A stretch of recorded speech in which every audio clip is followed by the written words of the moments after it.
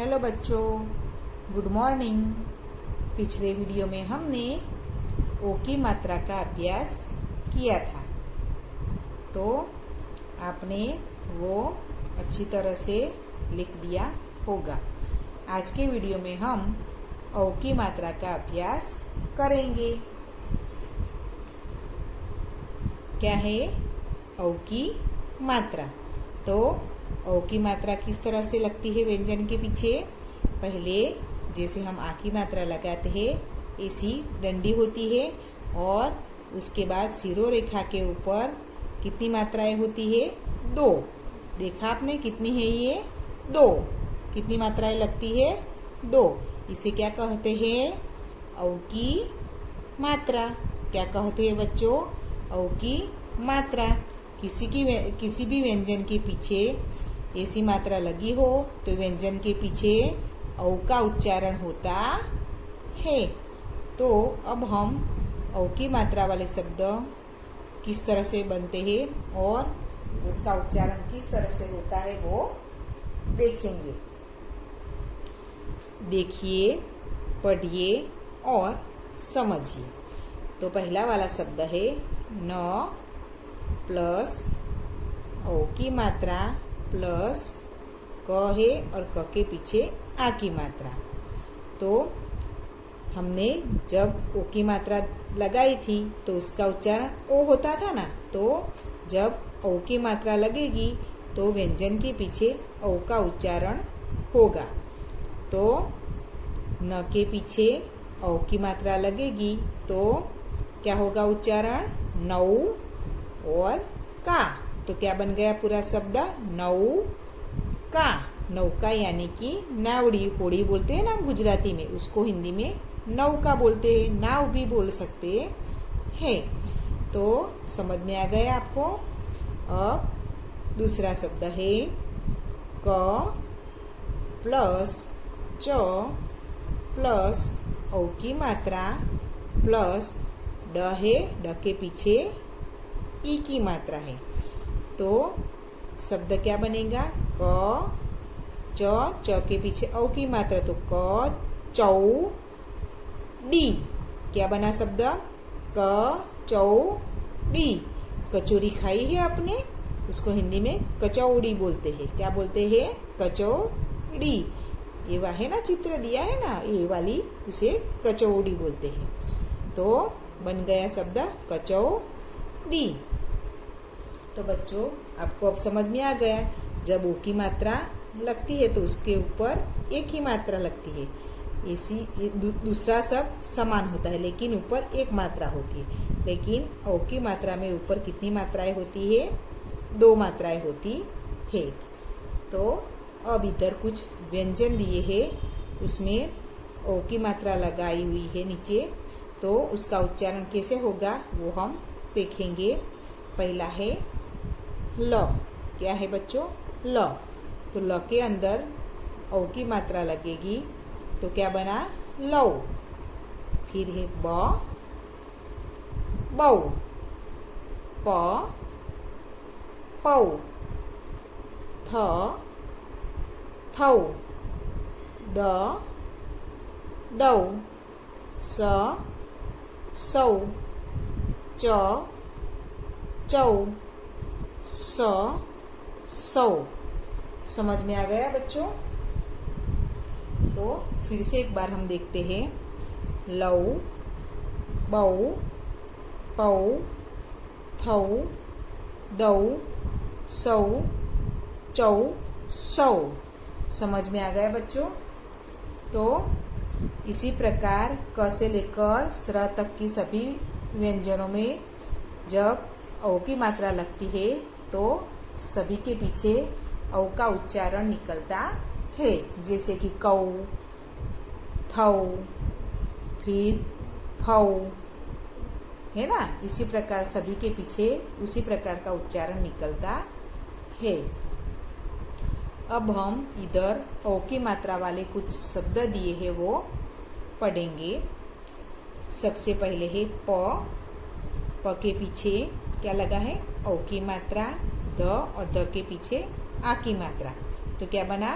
पौ पौधा, पौधा, पौधा यानी ये है ना गमले में उगाया है ना, ये इसको पौधा बोलते हैं। उसके बाद है च, औ की मात्रा, क, ई की मात्रा, चौकी, क, औ की मात्रा, ड, ई की मात्रा, कौड़ी, म, औ की मात्रा, स, ई की मात्रा, मौसी। ये 3 वर्ण वाला शब्द है। म, औ की मात्रा, स, म, मौसम। क्या बना? मौसम। उसके बाद म, औ की मात्रा, क, आ की मात्रा, मौका। द, औ की मात्रा, र है और आ की मात्रा, दौरा। फिर च, औ की मात्रा, क, आ की मात्रा, चौका। ये ख है, ख के आगे ई की मात्रा कौन से है? छोटे ई की मात्रा। फिर ल, औ की मात्रा है, न और आ की मात्रा, तो क्या बना शब्द? खिलौना, खिलौना। उसके बाद न, औ की मात्रा, क और र, नौकर। उसके बाद प, क के पीछे औ की मात्रा, ड और ई की मात्रा, पकौड़ी। फिर च, औ की मात्रा, ड, आ की मात्रा और ई, चौड़ाई। उसके बाद च, औ की मात्रा, ध, र और र के पीछे बड़े ई की मात्रा, चौधरी। फिर त के पीछे औ की मात्रा, ल के आगे मात्रा लगाई तो छोटे वाले ई की मात्रा, य और आ की मात्रा, तौलिया। फिर ये वाला चौकीदार, मौलवी। तो एक बार हम फिर से शब्द देख लेते हैं। पहला है पौधा, चौकी, कौड़ी, मौसी, मौसम, मौका, दौरा, चौका, खिलौना, नौकर, पकौड़ी, चौड़ाई, चौधरी, तौलिया, चौकीदार, मौलवी। समझ में आ गया बच्चों? अब नीचे औ की मात्रा वाले वाक्य दिए हैं, वो भी हम रीड कर लेते हैं। सबसे पहला है मौसी आई, मौसी आई। मौसी यानी कि मासी। क्या है? मौसी आई, मौसी आई। साथ में कचौड़ी लाई। क्या लाई मौसी? कचौड़ी। साथ में कचौड़ी लाई। रौनक के लिए खिलौने लाई। रौनक के लिए खिलौने लाई। गौरी भी दौड़ी दौड़ी आई। गौरी भी दौड़ी दौड़ी आई। उसके बाद है रौनक, गौरी और मौसी ने कचौड़ी और पकौड़ी खाई। रौनक, गौरी और मौसी ने कचौड़ी और पकौड़ी खाई। तो आपको धीरे धीरे इसका उच्चारण अब समझ में आ रहा होगा।